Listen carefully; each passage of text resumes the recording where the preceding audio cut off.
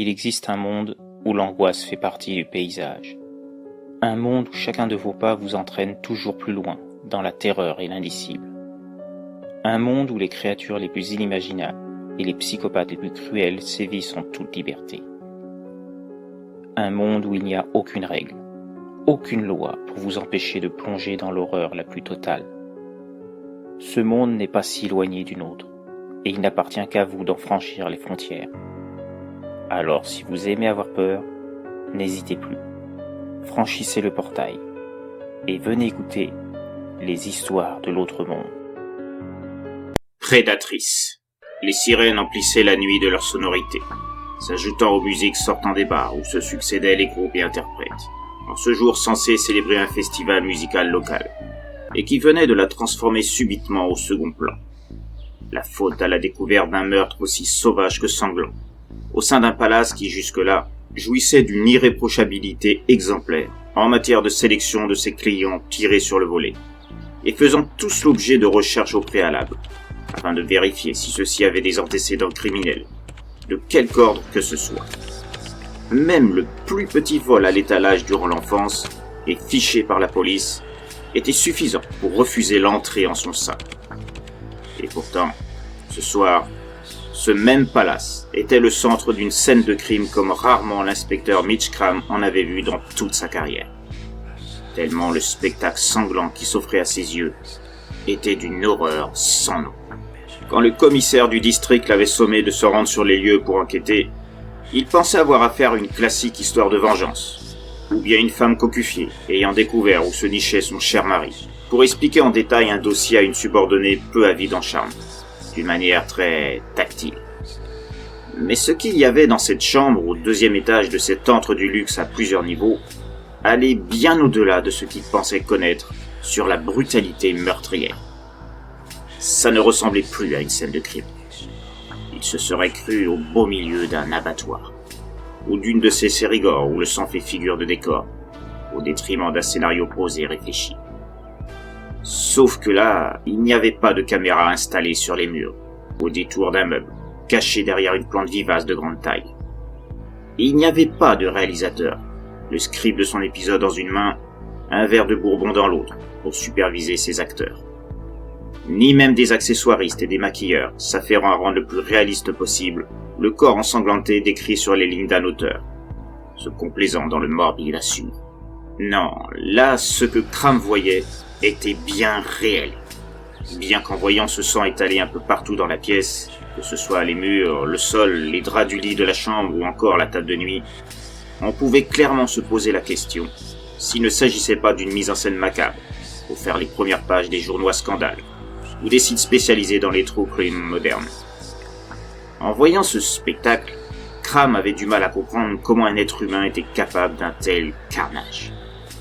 L'un des policiers, chargé de prendre les clichés pour le compte du coroner, en avait même gerbé dans un coin, tellement la vision de ce corps démembré de partout, dont les morceaux se retrouvaient dans les moindres recoins, avait de quoi faire lever le cœur à n'importe qui un tant soit peu fragile, émotivement parlant. Il y avait même des parties de cerveau qui avaient été retrouvées sur le carrelage de la cabine de douche, en partie grignotées, comme on mange un bretzel pour accompagner son verre, afin de se soulager d'une journée de boulot bien remplie. Des os, vestiges de ce qui avait été autrefois ceux d'une main, furent également découverts dans la cuvette des WC, d'autres sur la tablette au-dessus du lavabo. Ça donnait l'impression que la personne responsable de ce massacre avait terminé son repas dans la salle de bain, tout en terminant de se nettoyer. C'était comme si elle n'avait pas voulu gâcher la nourriture, se délectant de ses moindres morceaux, avant que son estomac ne crie grâce. Ce qui pouvait expliquer la présence de ce morceau inachevé de matière grise sur le sol, tout près du porte-serviette.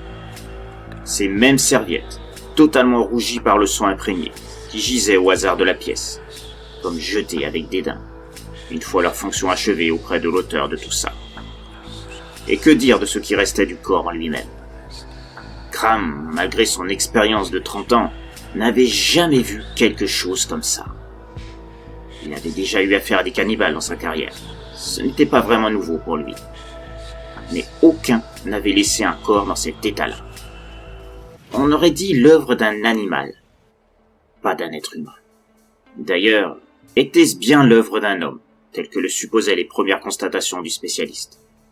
Ce dernier avait conclu, au vu de la puissance d'arrachage des chairs et de la façon dont celles-ci avaient été mordues, sur la base de rares parties n'ayant pas été ingérées, à l'acte d'un homme de corpulence massive, autour des 70 à 80 kilos, à la dentition particulière. Les traces de morsure indiquaient des dents tranchantes, pouvant faire supposer que le suspect s'était fait limer les dents, les transformant en véritable machine de découpage, comme il ne pouvait en exister d'autres. D'autres traces de dents avaient été trouvées sur l'os de la tête, pratiquement nettoyées de toute chair. On en avait trouvé aussi sur les os des bras et des jambes, eux aussi ne comportant presque plus de chair sur leur surface. Les organes avaient presque tous disparu de la cage thoracique, à l'exception de la rate et des poumons, ainsi qu'une minuscule partie de l'estomac. Ce qui se trouvait en face de l'inspecteur Cram se réduisait en fait pratiquement à un squelette, tel qu'en laissent les groupes de piranhas, après qu'un inconscient ait décidé de faire trempette dans une rivière où il pullulait. Cette chambre était ni plus ni moins que le théâtre d'une horreur sans nom. On se serait presque cru à l'intérieur de la grotte d'un fauve, ayant dû changer de lieu pour échapper à ses poursuivants. D'ailleurs, à ce propos, quelque chose n'allait pas dans les témoignages du personnel du palace. Plusieurs d'entre eux avaient certifié avoir vu la victime passer le hall, puis monter vers sa chambre accompagnée d'une très belle femme. Mais personne n'a vu ressortir cette dernière. Des témoignages corroborés par les caméras de surveillance, où on voit effectivement M. Tae Jung-young, un industriel coréen, bien connu de la finance, et qui avait ses habitudes en venant pour affaires à Détroit, au bras d'une splendide femme de type asiatique.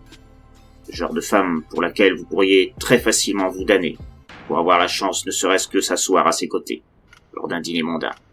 Habillée d'un tailleur très chic, vraisemblablement d'un grand couturier, portant un collier de perles à son cou. On a d'ailleurs retrouvé le collier au pied du lit, ou plus précisément, on a retrouvé les perles, le filet retenant ayant été arraché, disséminant ces dernières sur la moquette. Les perles étaient également gorgées de sang. Cram avait remarqué que celle-ci, le temps de quelques secondes, avait tourné le regard vers plusieurs caméras, comme pour vérifier leur position. Ce qui avait permis à Cram de juger de son exceptionnelle beauté. Une beauté rare, des cheveux d'un noir presque opaque, parfaitement lissés, signe d'un passage éventuel auprès d'un grand coiffeur. Une peau dénuée de tout défaut, à tel point que c'en était troublant. Elle donnait l'impression d'une photo retouchée par Photoshop, telle qu'on en voit sur les couvertures des magazines People. Aucun pli sous les yeux, aucun point noir, aucune tache, la perfection absolue. Ses mains étaient du même acabit, et d'une finesse si réelle, se terminant par des ongles manucurés eux aussi, de manière impeccable. Le vernis vert les recouvrant ne montrant aucune faille non plus. En fait, elle donnait l'impression de ces modèles dessinés par les auteurs de comics, symbole de fantasmes inavoués de la part de dessinateurs en mal de relations intimes, même si ceux-ci ne l'avoueront jamais publiquement. Cram se demandait comment une telle femme avait pu passer inaperçue en sortant du palace. Et surtout, pourquoi était-elle partie? Était-elle une sorte d'appât destinée à ferrer un riche homme d'affaires avant de jouer les femmes surprises en voyant débouler un mari jaloux dans la chambre, demandant réparation au préjudice subi? Tae Jung-young avait la réputation de ne jamais sortir sans un portefeuille bien rempli. Ça pouvait être le mobile du meurtre. L'explication de l'appât semblait le plus plausible, et le mari pouvait être l'auteur du carnage trouvé. Ce qui pouvait correspondre aux constatations du coroner. Mais pourquoi un tel carnage si le but était de voler leur victime en ce cas? La femme avait-elle participé au repas? Et en ce cas, où était passé l'homme? Cram avait beau eu regarder les vidéos des caméras de surveillance, il n'avait vu personne d'autre entrer dans la chambre 407, celle de Tae Jung-young. Et il n'avait pas vu quelqu'un sortir de la chambre non plus. Mais là encore, un détail le troublait. À un moment, la vidéo s'était brouillée, comme envahie de parasites, empêchant donc de voir ce qui se passait dans le couloir où était installée la caméra. Ça ne durait que quelques secondes, une trentaine tout au plus. Mais ce détail était curieux.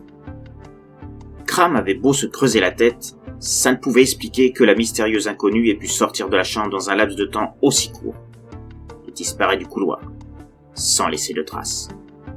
Personne n'était aussi rapide. Par Flash peut-être.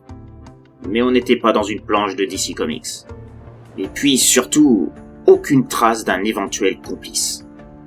Était-il déjà dans la chambre avant l'arrivée de sa complice et leur future victime ?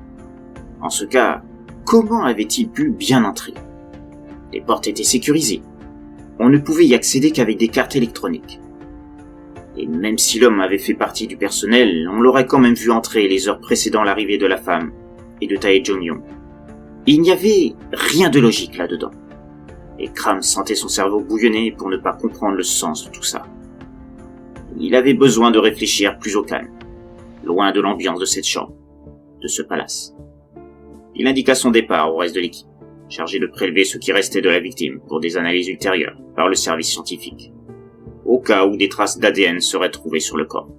Le coroner ayant fini son travail, le corps allait être récupéré par la suite, pour une expertise plus poussée à la morgue. Ce serait ensuite la brigade scientifique qui prendrait le relais à la recherche d'indices qui auraient échappé aux différents intervenants sur le site. Cram, une fois sorti du lieu de ce crime vraiment déconcertant, prit un taxi et se rendit à son bar favori. Une fois à l'intérieur, il se rendit à sa table habituelle, commanda un whisky et se plongea à nouveau dans ses notes prises lors de son passage au palace. Mais il avait beau se relire, il n'arrivait pas à comprendre le fil conducteur. Il y avait trop d'incohérences pour qu'il parvienne à regrouper tous les éléments. La disparition inexpliquée de la femme, cet homme supposé complice inexistant, ce brouillage d'une trentaine de secondes de la caméra, le nettoyage quasi intégral du corps. Rien n'était logique dans cette affaire. Et Cram se disait qu'il n'aurait jamais cru être un jour confronté à une telle énigme, lui qui était considéré comme le crack des cracks en matière d'enquête. 164 affaires, toutes résolues au cours de sa carrière. Un palmarès dont il n'était pas peu fier, jusqu'à aujourd'hui. En comparaison de celles qui venaient de lui échoir, toutes ces réussites faisaient pas de figure, tellement elles étaient toutes d'un classicisme flagrant. C'était un vrai cadeau empoisonné que lui avait offert le commissaire. Cram en était conscient. Sans doute ce dernier, au vu de ses antécédents, pensait-il que seul Cram saurait dénouer les fils de cet imbroglio judiciaire. Mais c'était loin d'être le cas. Et ce n'était que le début d'une série de meurtres du même niveau. Une semaine plus tard, une autre affaire aux circonstances analogues parvint entre les mains de l'inspecteur Cram. Cette fois, ça s'était passé dans une maison de passe des bas quartiers de la ville. La même scène d'horreur se montrait aux yeux de l'inspecteur. Le corps pratiquement entièrement dévoré. Des traces de dents sur les os laissées à la vue de l'équipe policière sur place. Du sang disséminé partout. Quelques rares morceaux de chair trouvés dans les toilettes. Des serviettes gorgées de sang. Exactement le même scénario. Sauf une chose. Cette fois, c'était un homme qui avait été filmé par les caméras à l'entrée des chambres. Une sécurité pour le propriétaire des lieux, qui avait déjà eu affaire à des détraqués envers ses filles, afin de pouvoir faire intervenir ces hommes, chargés de montrer la sortie aux clients ne respectant pas les règles de savoir-vivre, voire agressifs ou violents envers les donneuses de charme de l'établissement. Mais là encore, aucune trace de l'homme sortant des lieux par le personnel ou les autres filles, et un brouillage de quelques secondes de la part de la caméra. Cram se demandait s'il s'agissait du même homme qu'on supposait avoir été impliqué dans l'affaire du palace. C'était clairement troublant. Le même modus operandi, le même problème de caméra, la même propension à disparaître. Et un autre élément se rajouta aux soupçons de Cram. En interrogeant l'une des filles de l'établissement et en lui demandant si elle avait vu quelque chose de bizarre, même insignifiant, celle-ci lui rapporta qu'elle avait croisé au rez-de-chaussée une fille qu'elle n'avait jamais vue avant. Ça l'avait marqué, parce qu'à sa connaissance, il n'y avait pas de fille asiatique dans la maison. Au début, elle avait supposé que c'était peut-être une amie du proprio, ou une cliente. Après tout, les maisons comme celle-ci n'étaient pas que l'apanage des hommes. Des femmes aussi cherchaient des moments de plaisir pour assouvir leurs mœurs à l'insu de tous, pour éviter que leur famille soit au courant de leur penchant sexuel. Mais elle avait posé la question à son patron, et celui-ci lui affirma qu'il n'avait pas d'amis asiatiques qui étaient venus ici, et que la dernière fois qu'une femme, en tant que cliente, était venue ici, ça remontait à 2 mois. Pris au vif, Cram donna une description de la femme du palace. Et la fille confirma que c'était bien elle qu'elle avait vue. Habillée aussi très chic, ce qui l'avait aussi surprise. Les gens de grand standing, comme elle, n'étaient pas vraiment le type de client de la maison. Cram montra un grand sourire. Il tenait une piste cette fois. Remerciant son interlocutrice d'un léger baiser sur la joue avant de prendre congé, Cram sortait, pris d'une fougue qu'il avait quelque peu quittée ces derniers temps, depuis l'affaire du palace. L'homme devait être son complice, et d'une manière qu'il ne savait pas encore expliquer, ceux-ci profitaient de s'intervertir leur rôle de présence, passer inaperçu. Ils devaient vraisemblablement se renseigner sur les lieux de leur chasse, connaître les endroits où ils pourraient s'enfuir, délimiter les angles des caméras pour être hors champ, les horaires où ils seraient le plus propices à se mélanger à d'autres clients. Peut-être qu'ils usaient de costumes leur permettant cela. Pour le brouillage, ils devaient utiliser un appareil électronique. Ça n'expliquait pas encore leur rapidité d'action. Mais Cram sentait qu'il tenait quelque chose de concret. Et puis maintenant, il avait 2 descriptions de visage et de morphologie qui lui serviraient de base pour ses recherches. Dans les semaines qui suivirent, Cram enquêta sur 3 autres affaires similaires. Le couple de tueurs semblait opérer en alternance. Un coup c'était la femme, un coup c'était l'homme qui se faisait voir. Et il remarqua autre chose. Tous les meurtres se situaient dans la même périphérie, comme s'il y avait une limite à leur rayon d'action, que ce soit volontaire ou non. Et cela visait à chaque fois des établissements de type hôtelier ou assimilés. Hôtel, bordel, chambre d'hôtes. Au vu des éléments en sa possession, Cram se rendit compte qu'il n'y avait plus que 2 établissements de ce type dans cette périphérie. Lequel serait la cible prochaine? Il avait une chance sur 2, mais il découvrit aussi qu'il y avait une certaine logique dans le choix du couple. Il passait d'un endroit de grand standing à celui plus médiocre la fois suivante. Comme s'il voulait quelque peu brouiller les pistes, en faisant penser aux enquêteurs qu'il n'y avait pas de sens particulier envers leur cible, qui, elle, était toute différente, en apparence. Cram découvrit un autre aspect déterminant. Toutes les victimes faisaient partie d'un forum spécialisé dans le paranormal, et en particulier sur une créature bien définie, un Aswang, un monstre du folklore philippin. Les victimes avaient toutes conversé de manière très précise avec l'un des membres, Akioka 76. Ce membre avait donné rendez-vous à ses futures victimes en des lieux bien précis, qui correspondaient aux scènes de crime. Dans le cas de la prostituée de la maison de passe, le rendez-vous avait été fixé sur son lieu de travail. Comme le sexe d'Akioka 76 n'était pas défini, ça ne devait pas surprendre énormément les victimes en découvrant la personne devant leur donner des renseignements plus approfondis sur ce qu'elle voulait.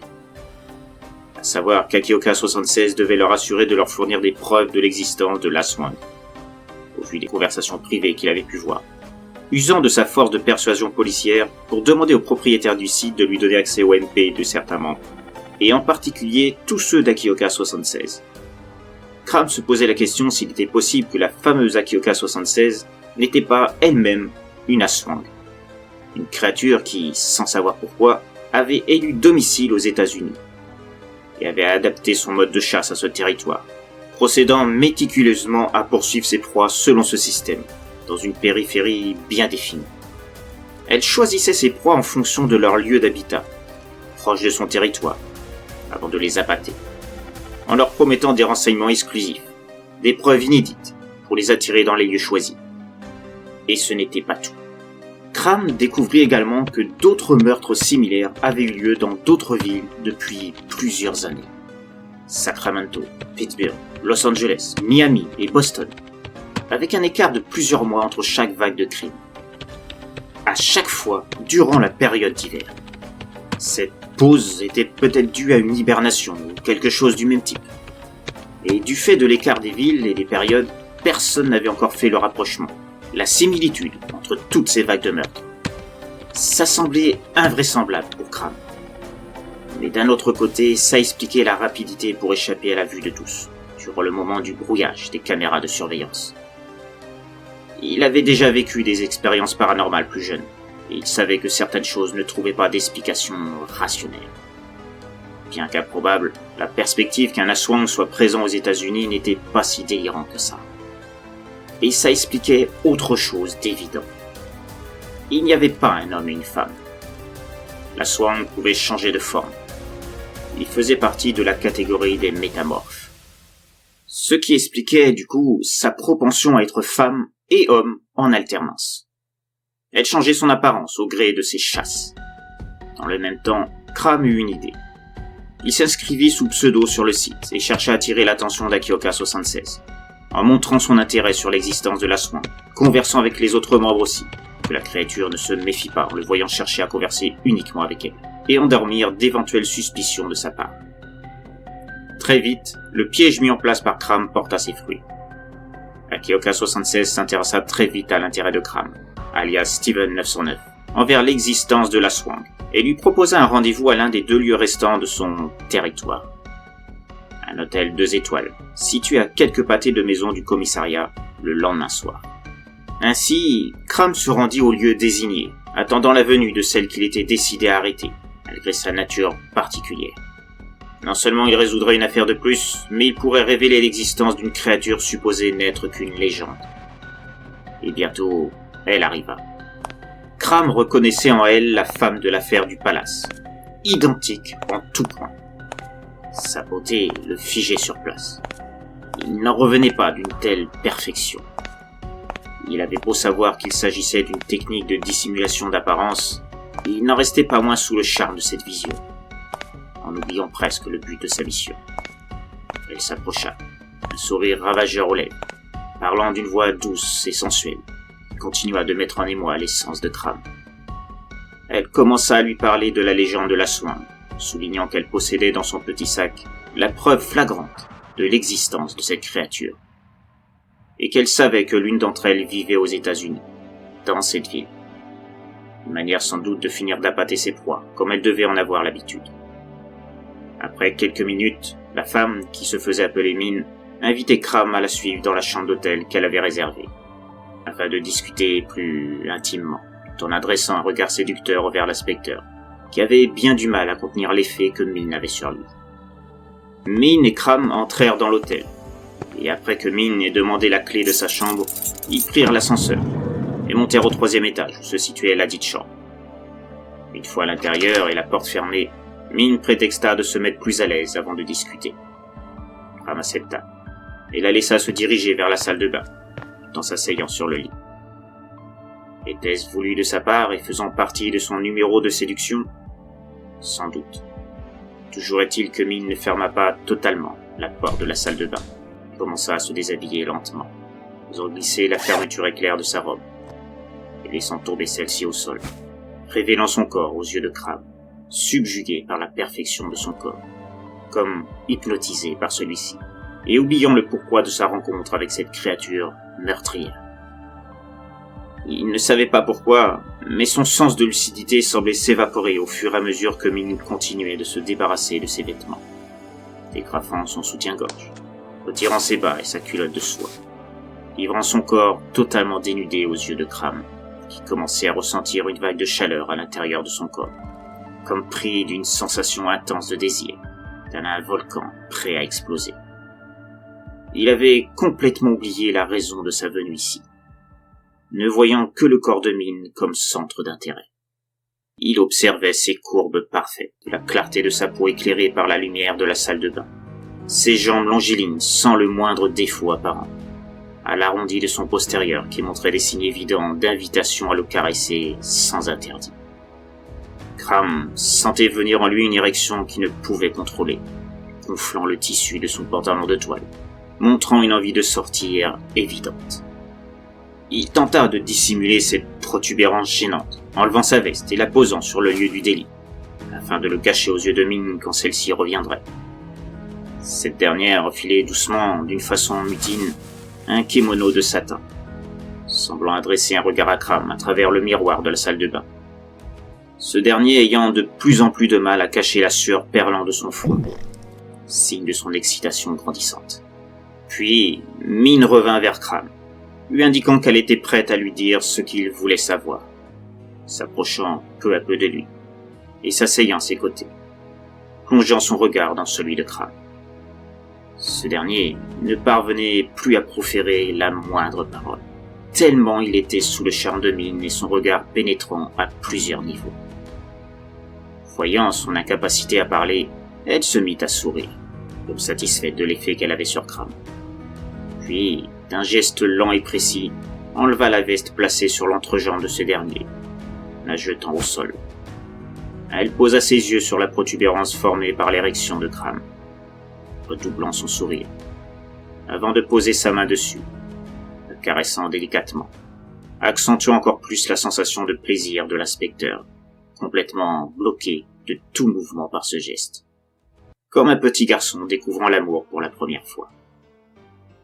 Min fit glisser la fermeture éclair du pantalon de Cram, tout aussi délicatement, avant d'y plonger la main, glissant cette dernière sous le tissu du caleçon cachant son sexe, qu'elle agrippa fermement, provoquant une sensation de plaisir à l'inspecteur qui ne pouvait plus dissimuler. Voyant cela, Min approcha lentement son visage de ce dernier, déposant un baiser sur le coin de ses lèvres, puis l'embrassant tendrement, pendant qu'elle continuait de le masturber. Cram se sentait pris dans une autre dimension où le plaisir avait remplacé toute notion de temps. Il n'était plus en mesure de réfléchir, totalement sous le pouvoir ensorcelant de séduction de Min. Celle-ci passant son autre main sous la chemise de ce dernier, après l'avoir sorti du pantalon où officiait son autre main, caressant son torse sensuellement, accentuant encore plus la sensation de plaisir ressentie par celui-ci. Cram était aux anges d'une manière non dissimulée, alors que Min approchait peu à peu sa bouche de son oreille droite, et lui susurrant ces quelques mots. « C'est à votre tour maintenant, inspecteur Cram. » À ces mots, Cram sortit soudainement de sa torpeur, se rendant compte du sortilège dont il était victime. Mais il était déjà trop tard pour lui. Min montrait des signes de transformation, son visage ensorcelant devenant gris et rugueux, sa longue chevelure semblant rentrer à l'intérieur de son crâne, laissant une surface lisse. Son kimono se déchira de l'intérieur, laissant voir des bras et des jambes de la même texture que son visage, pendant qu'elle pressait le sexe du malheureux Cram de plus en plus, et plongeant son autre main dans son corps, lui faisant hurler des cris de douleur, et étant dans l'impossibilité de bouger le moindre de ses membres, entièrement sous l'emprise de Min.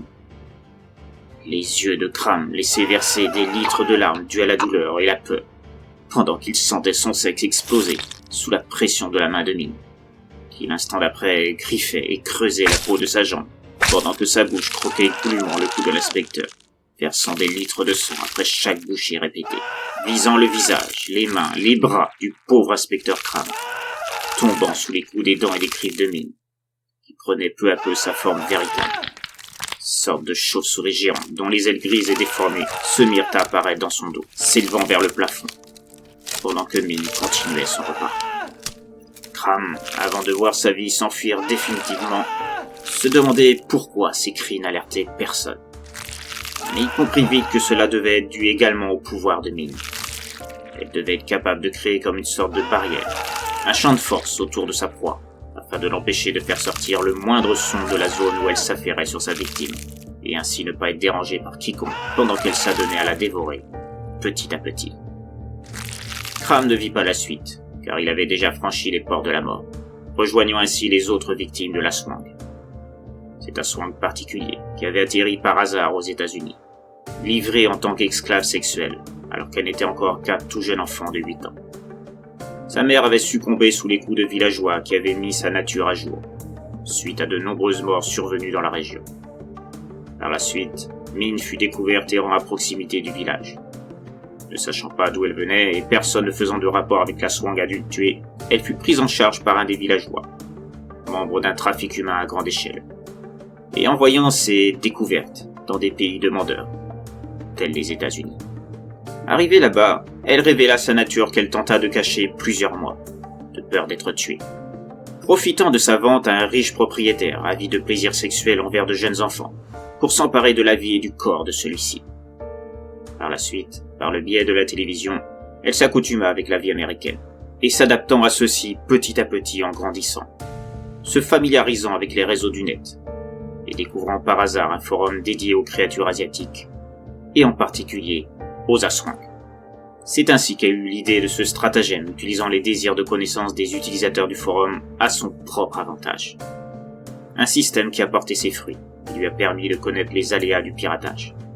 Ce qui lui permit de se renseigner avec exactitude sur ses futures victimes. C'est de cette manière qu'elle parvint à découvrir la véritable identité de Steven Le Sonner, alias l'inspecteur Crane. Et après recherche, se rendit compte qu'il était sur ses traces. Jouer son jeu tout en se débarrassant de ce danger pour elle fut bientôt une évidence. Et elle mit son plan en place afin d'attirer l'inspecteur ici. Pendant qu'elle finissait de dévorer Crane, Mine pensait à la prochaine ville, la prochaine étape de son épopée sanglante. Elle pensait se rendre à la Nouvelle-Orléans, en Louisiane, afin de prendre de la distance et empêcher qu'un autre inspecteur zélé ne fasse le rapprochement trop directement avec cette ville-ci. Un peu plus tard, une fois lavée et nettoyée, elle mit les vêtements masculins placés dans l'armoire la veille, quand elle était venue une première fois dans cet hôtel, afin de repérer les lieux et déterminer les endroits où se situaient les caméras de surveillance, et préparer son départ. Elle brûla ses autres vêtements, et fit disparaître les cendres dans l'évier de la salle de bain, puis prit sa forme masculine humaine, se munissant de ce petit appareil bien pratique pour brouiller les caméras, obtenu sur un site du Deep Web. Puis sortit de la chambre, dirigea son dispositif vers la caméra, son champ d'action portant sur plusieurs centaines de mètres, puis profita de ce temps pour se diriger vers l'ascenseur, grâce à sa grande rapidité de déplacement, quasi invisible pour un œil humain. Une fois en bas, elle sortit tranquillement de l'hôtel. Le temps que le meurtre de l'inspecteur soit découvert, elle serait déjà en route vers la Nouvelle-Orléans, son futur nouveau territoire.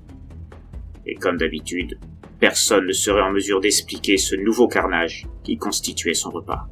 L'hiver approchait, et ce serait bientôt le signe pour elle d'hiberner en ce lieu reculé qui lui servait de cachette pour ces périodes nécessaires à son espèce. Elle songeait depuis quelque temps à donner la vie, et jusqu'à présent, elle pensait ne jamais pouvoir le faire, en l'absence d'autres membres de sa race.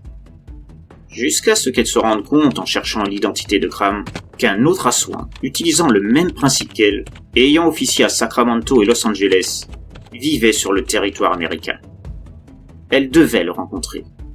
Et ensemble, ils pourraient mettre au monde cette famille qui lui tenait tant à cœur de former, loin des Philippines, où sa race est trop connue et chassée, au sein de cette Amérique pleine de proies, et bien loin des risques encourus dans son pays d'origine. Une nouvelle ère pour les Aswang était peut-être en train de naître. Peut-être y en avait-il d'autres encore, et elle envisageait déjà de les chercher aussi, et faire en sorte de se rassembler, afin de former une unité et une famille, propre à se protéger les uns et les autres. Le fondement même des Aswang.